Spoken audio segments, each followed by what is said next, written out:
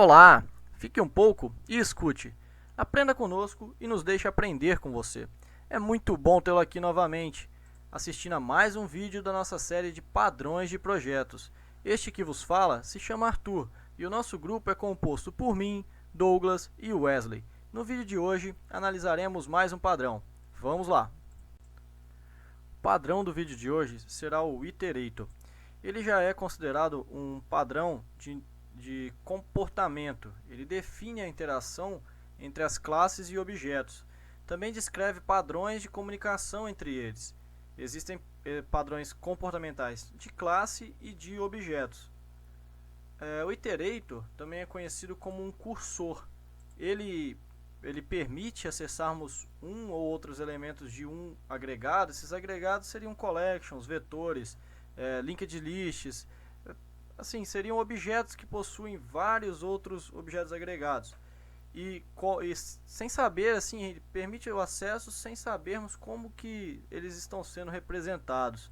Transfere a tarefa de acessar sequencialmente os elementos para o objeto do Iterator. A sua aplicabilidade.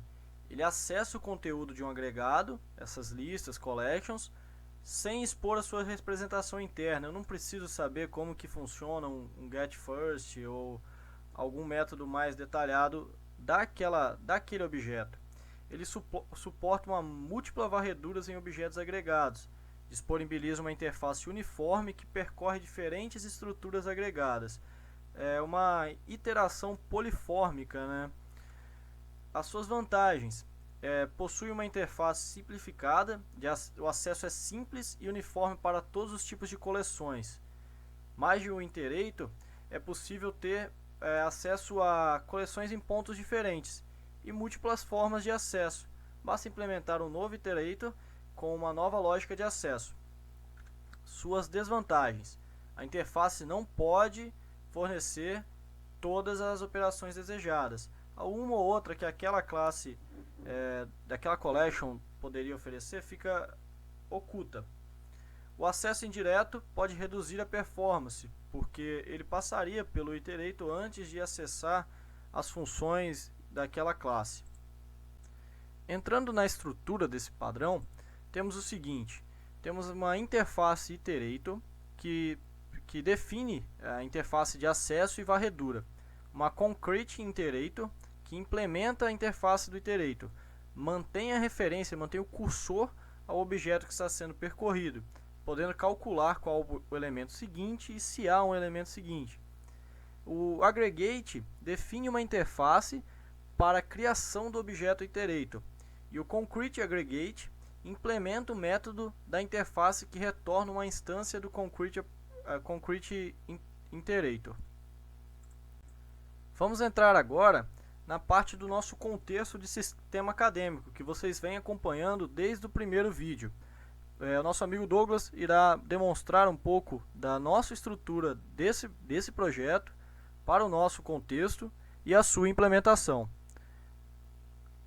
Bom, dando continuidade aqui à implementação, à apresentação do padrão Iterator, agora eu vou tentar demonstrar para o pessoal a implementação dele de fato, como ele funciona em um código mesmo.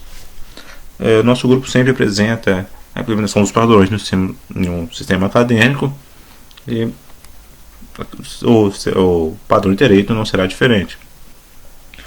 Bom, vamos direto ao que interessa. Vamos pensar nessa seguinte situação. Como dito pelo Arthur, o padrão Iterator tenta encapsular a interação de uma coleção de dados, coleção de objetos. Isso visa facilitar alguns aspectos, como por exemplo, tornar transparente como esses dados são iterados a quem está desenvolvendo lá na ponta ou está manipulando aquela coleção. Outra vantagem seria, por exemplo, a substituição do tipo de coleção. Por exemplo, o projeto usa um vetor de objetos. Por um motivo ou outro, por força maior, por características técnicas, eu queira mudar aquilo ali para um hash set, queira mudar para um vetor, sem problema. Desde que eu implemente o padrão Iterator, isso será facilmente modificado. Nada se acarretará lá na ponta que ele está manipulando aquela coleção. No nosso contexto, a gente pode pensar no seguinte situação: uma janela tem uma coleção de dados do tipo aluno. Aqui está exemplificado pela variável turma, que é do tipo vetor. Como dito, isso poderia ser outros tipos, poderia ser um array, poderia ser um hashtag, poderia ser um collection. No caso aqui, um vetor. Bom, vamos direto ao código aqui para deixar bem claro como funciona isso. No código, a gente pode observar, temos aqui a variável objeto do tipo aluno. Um objeto bem simples, tem poucos atributos. Ele tem apenas o nome, a idade, o sexo e a situação. Apenas idade ou inteiro, os demais são strings. E a situação aqui se refere à situação cadastral, se está ativo ou não na instituição. Um exemplo bem trivial, bem simples de ser entendido. E nosso frame principal, aqui demonstrado, ele possui 4 áreas de texto. Cada um apresentará esses mesmos alunos, essa coleção de alunos vai executar um filtro, digamos um filtro sobre essa coleção e exibirá somente alguns deles, de acordo com o filtro de cada um deles. É claro que no mundo real, no projeto real, essas interações seriam feitas em janelas, em classes distintas. Aqui eu preferi implementar todas em uma janela só, para facilitar o entendimento, para simplificar o projeto mesmo. Vamos ao fonte desse código. Nosso projeto, ele tem a variável turma, que é um vetor de alunos. Perfeito, isso é bem simples. Aqui a gente está adicionando esses alunos. A gente cria uma instância do aluno, passa os valores, cria esse objeto, joga dentro do vetor. Está incrementando aqui o QT alunos e cada um desses joga na posição específica, porque o vetor é dessa natureza. Depois a gente vai demonstrar com outros tipos de coleções, vamos notar a diferença. Embaixo temos o método preencher alunos da própria classe frame principal, que o que ela faz? Ela itera essa coleção, itera a coleção turma e joga cada um dos objetos naquelas áreas especificadas aqui. Para cada uma dessas áreas, a gente tem uma iteração. Essa é a primeira, ela itera a coleção e joga todos os alunos sem exceções naquele quadro. A segunda iteração filtra somente os alunos do sexo feminino. A terceira, somente alunos com menos de 21 anos de idade. E a quarta, somente os alunos de situação ativa. Bom, como dito, essas iterações normalmente são janelas, são em classes independentes. Reforçando, só fiz aqui para poder facilitar o entendimento. Demonstrar o problema que é o não uso do padrão iterate. Eu vou simular isso modificando o tipo de coleção. Aqui a gente está no momento usando a variável do tipo turma. Ao executar, a gente pode olhar lá.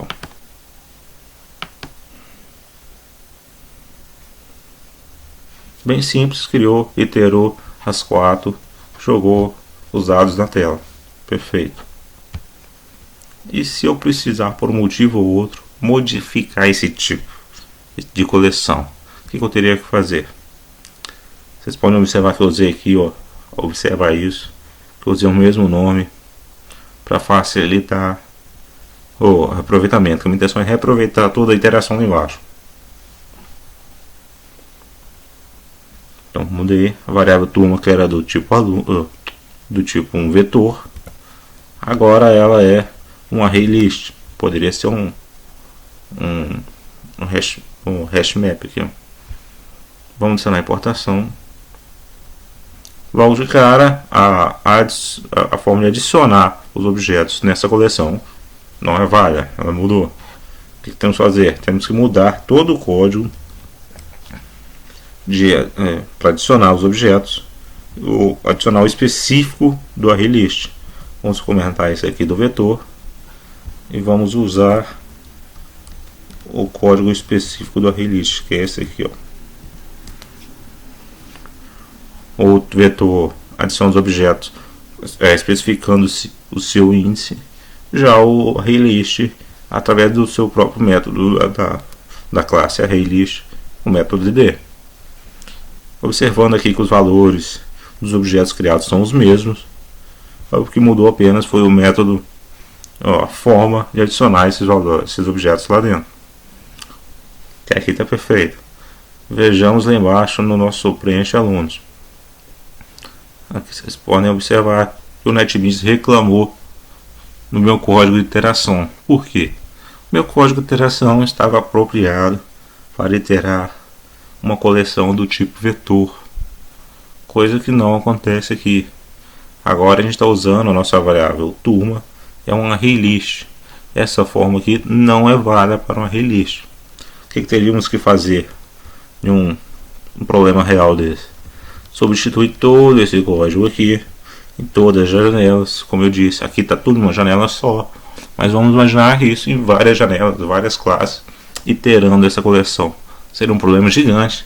Eu teria que revisar todo o meu projeto, todo o código lá que manipularia, que iterasse essa coleção, eu teria que passar ajustando isso para o ArrayList.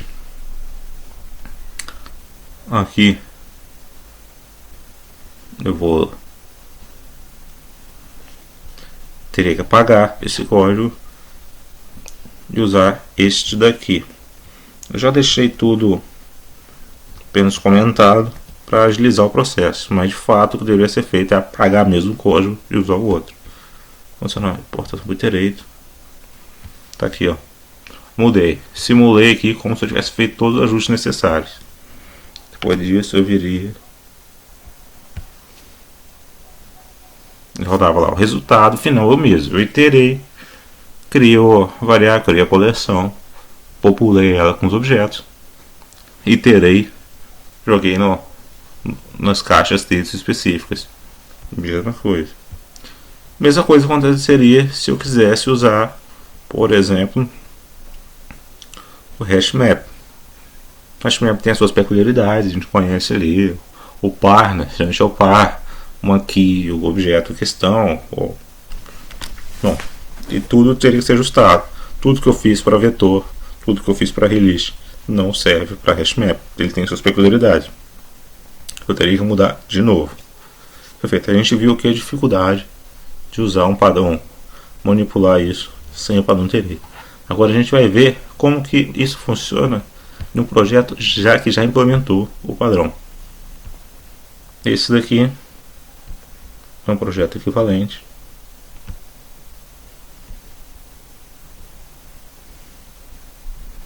Ele tem, além da classe aluno, que é idêntica à que eu implementei lá no outro projeto, nosso frame principal, a interface dele é idêntica. Depois eu vou mostrar o código dele que é um pouco diferente. Temos aqui a nossa interface, que ela obriga a quem implemente que crie lá embaixo esses métodos aqui. E esses métodos foram implementados aqui nessas outras classes. Ó. Implementei aqui o MyIterator. Por implementar ele, fui obrigado a codificar os seus métodos. Bom, lá no nosso frame principal, eu não criei um vetor do tipo aluno. Por quê? Eu criei um objeto do tipo aluno iterator array. Aqui dentro, ele por sua vez que tem um ArrayList de alunos. Ou seja, essa iteração, a coleção de dados, a coleção de objetos, ficou encapsulada dentro do objeto aluno iterator array. Por que você criou o aluno iterator array e o aluno iterator vetor? Simplesmente para poder facilitar a demonstração, para agilizar. Mas eu acho que vocês vão entender o que eu quero dizer com isso. Bom, voltando aqui, a gente criou um objeto, até o nome do outro projeto, nome de variáveis a gente usou o mesmo. Tá aqui, ó. Eu criei um objeto, turma.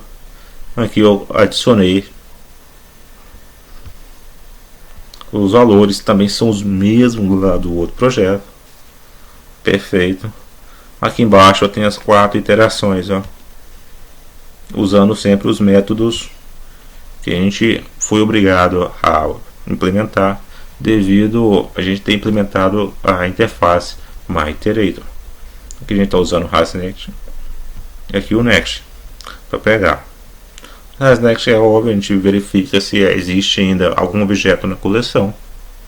O Next simplesmente pega o objeto, o próximo objeto da coleção. Os filtros aqui são os mesmos, eles funcionam perfeito. Vamos lá. O resultado é o mesmo do outro projeto. Ótimo. Agora a gente se apega naquela mesma situação do outro projeto, que é mudar o tipo de coleção. Fácil pra gente. Aqui dentro do objeto que a gente está usando, a gente está usando o aluno iterator array. A gente dá uma olhada dentro dele, ele tem um array list.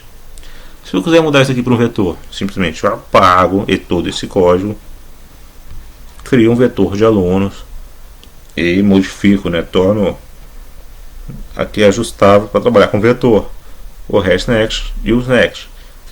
Como a gente demonstrou no outro projeto, cada tipo de coleção tem sua peculiaridade, sua forma de ser manipulado. Em vez de modificar esse código, eu tenho uma cópia dele, para facilitar aqui, para agilizar. Em vez de modificar tudo isso daqui, eu criei uma outra classe com o mesmo padrão, porém implementando dessa vez um vetor. Então pensemos que ao invés de eu substituir aqui como eu vou fazer, a gente esteja alterando esse código aqui. Fiz isso somente para agilizar, como dito. Vamos lá. Aqui eu estou usando, como a gente já estava usando, aluno iterator tipo array, nome da variável é turma. Vou substituir isso pelo aluno iterator vetor. O nome da variável também é turma, porque a gente quer aproveitar todo aquele código de adicionar, todo aquele código de interação que está lá embaixo em todo o projeto. Bom, a alteração já está feita. Como eu disse, imaginem aí, por favor, que aí eu tenho alterado aqui dentro do objeto, dentro da classe, desculpa, para mudar do tipo de coleção. Bom, vocês podem ver que eu alterei aqui para o tipo vetor. A forma de adicionar aqui não mudou nada. O NetBeans não está reclamando, aparentemente está tudo ok. Depois a gente vai rodar para saber se realmente está tudo ok. O método preenche alunos também aparentemente está ok. Não precisei mudar absolutamente nada. Se eu rodar isso daqui, o que acontece? Vamos ver agora.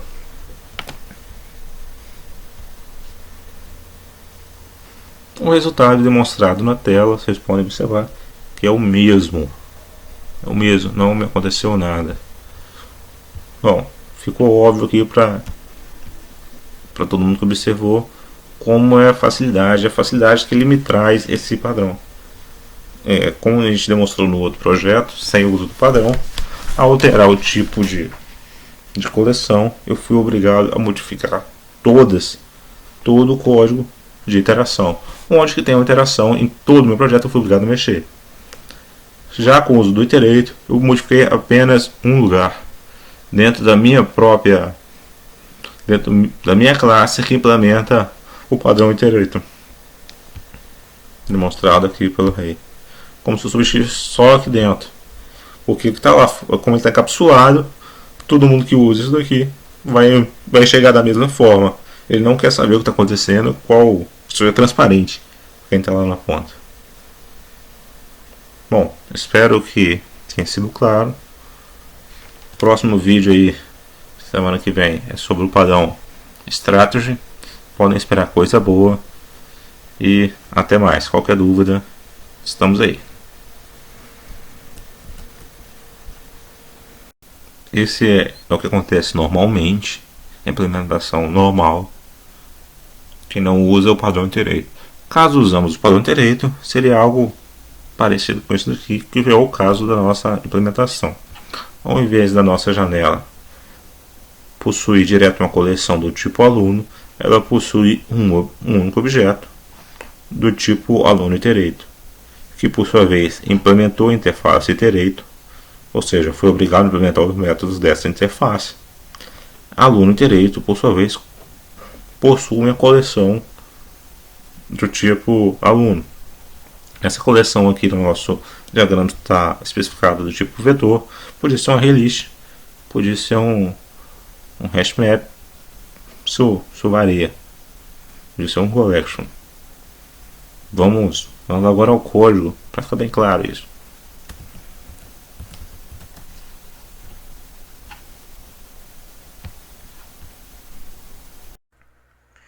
Espero que vocês tenham gostado do nosso padrão e caso tenham dúvidas, não hesitem de nos informá-las.